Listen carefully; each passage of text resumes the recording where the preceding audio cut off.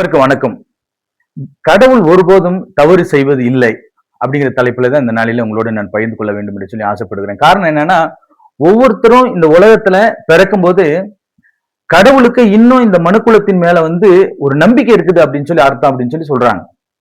ஒருவேளை மனிதர்கள் நினைப்பது போல இந்த உலகம் ரொம்ப கொடூரமாயிட்டு வாழக்கூடாத இடமா மாறி போச்சு, அக்கிரம அநியாயம் அதிகமாயி போச்சு, சத்தியம் இங்க கிடையாது, நீதி தடுமாறுது, நியாயம் கொலை கொலையாகுது அப்படின்னு சொல்லி எல்லாம் நினைக்கும் போது இந்த உலகம் மனிதர்கள் வாழ்வதற்கு ஏற்ற உலகம் கிடையாதுன்னு சொல்லி மனிதர்கள் ஒரு முடிவுக்கு வராங்க. ஆனாலும் கடவுள் மனுக்குலத்துல குழந்தைகளை அலோவ் பண்ணிட்டே தான் இருக்காரு. ஒரு பிறப்பு நடந்துகிட்டே தான் இருக்குது. இறப்பு எப்படி நடக்குதோ அது போல பிறப்பு நடந்து கொண்டே இருக்குது. காரணம் என்ன? ஒருவேளை கடவுளுக்கு மனுக்குலத்தை முடிக்கணும்னு நினைச்சாக்க அந்த பிறப்பையை நிற்பாட்டிடலாம். ஆனா அதை நிப்பாட்டாம தொடர்ந்து கொடுத்து கொண்டே வருகிறார் என்றால் கடவுளுக்கு இன்னும் மனுக்குலத்தின் மேல நம்பிக்கை இருக்குது அப்படின்னு சொல்லி அர்த்தம். ஒன்று. ரெண்டாவது, ஒவ்வொரு குழந்தையும் இந்த உலகத்துல பிறக்கும்போது அதை பெற்றவர்களுக்கு ஒரு கற்பனை அல்லது ஒரு பெரிய திட்டம் இருக்குதோ இல்லையோ, அதை உருவாக்கக்கூடிய கடவுளுக்கு ஒரு பெரிய திட்டம் இருக்குது. இந்த குழந்தையின் மூலமாக இந்த சமுதாயம் நல்லா இருக்கும், இந்த மனுக்குலம் நல்லா இருக்கும், இந்த நாடு நல்லா இருக்கும், இந்த சமுதாயம் நல்லா இருக்கும், இந்த குடும்பம் நல்லா இருக்கும் அப்படிங்கிற ஒரு நம்பிக்கையோட தான் இந்த உலகத்துல ஒவ்வொரு பிறப்பையும் தேவன் அனுமதிக்கிறார்.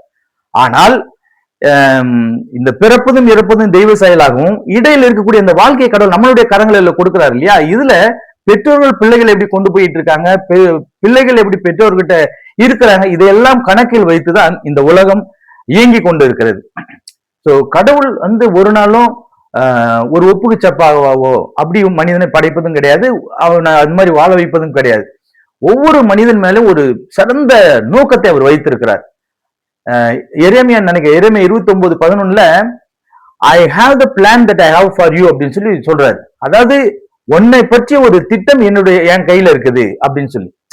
அந்த வார்த்தை சாதாரண வார்த்தை அல்ல. ஒவ்வொரு மனிதன் கிட்டையும் கடவுள் சொல்றது உன்னை பற்றி ஒரு திட்டம் என்கிட்ட இருக்குது அப்படின்னு சொல்லி.